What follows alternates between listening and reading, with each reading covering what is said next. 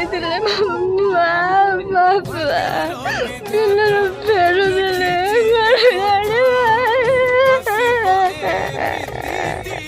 ବିଲକୁ ଯାଇଥିଲେ ଫେରୁଥିଲେ ବର୍ଷାରେ ଘଡ଼ଘଡ଼ି ବିଜୁଳି ମାରିକି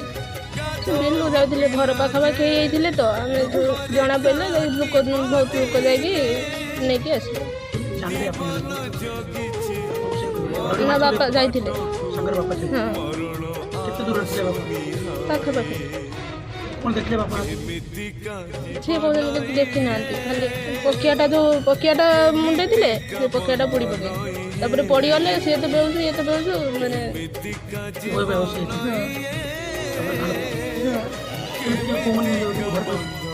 ଗାଁ ଲୋକ ଯାଇଥିଲେ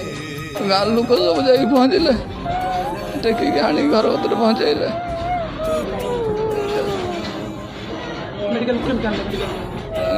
ଗାଁ ଲୋକ ସହାୟତା କରିକି ଦମକଳକୁ ଡାକିଲେ ଆମ୍ବୁଲାନ୍ସ ମିଳିଲାନି ଦମକଳର ଘିନିକି ଆଇନୁ ଘଡ଼ଘଡ଼ି ହେଲା ଆମେ ବିଲରୁ ପଳେଇ ଆଇନୁ ଆସିକି ଘର ପାଖାପାଖି ଯାଇଥିଲୁ ସେ ଚାଲିଛି ଆଗରେ ମୁଁ ଚାଲିଛି ତା ପଛରେ ପାଖାପାଖି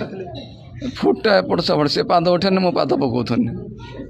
ଆଉ ତାର ପଡ଼ିଗଲା ଦେଖିଲା ଆଉ ନାହିଁ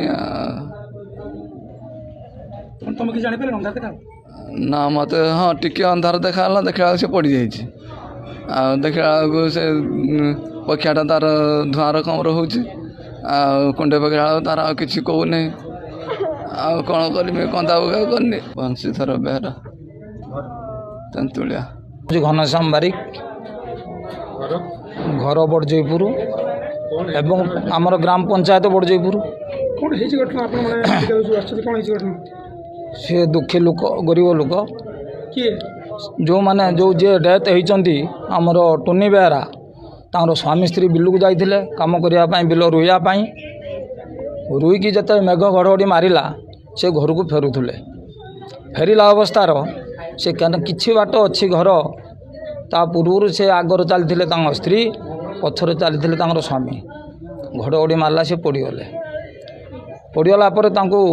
ଗାଁ ଲୋକ ସବୁ ଦେଖିଲେ ଯାଇ ଗାଁ ଲୋକ ସମସ୍ତେ ନେଇକି ଆସିଲା ପରେ ଘର ପକାଇଲେ ଆମ ଘର 2 କିଲୋମିଟର ଦୂର ପଞ୍ଚାୟତ ପାଖର ଆମକୁ ଫୋନ୍ କଲେ ଆମେ ଆସି ପହଞ୍ଚିଲା ପରେ ଦେଖିଲା ବେଳକୁ ଏ ପରିସ୍ଥିତିର ସମ୍ମୁଖୀନ ହୋଇଛନ୍ତି ତାପରେ ଦମକଳକୁ ଗାଁ ଲୋକ ଡାକିଛନ୍ତି ଦମକଳ ପହଞ୍ଚିଲା ପରେ ଆମେ ପହଞ୍ଚିଲୁ ମେଡ଼ିକାଲ ନେଇକି ଆସିଲା ପରେ ଆମର ଡକ୍ଟର ଘୋଷଣା କଲେ ଡେଥ୍ ହେଇଛନ୍ତି। ଯେହେତୁ ଡେଥ୍ ହେଇଛନ୍ତି ସେ ଜଣେ ଗରିବ ଲୋକ ଚାଷୀ ମୂଲିଆ ଲୋକ ଖଟିଲେ ସେମାନେ ଖାଆନ୍ତି କିନ୍ତୁ ଆମେ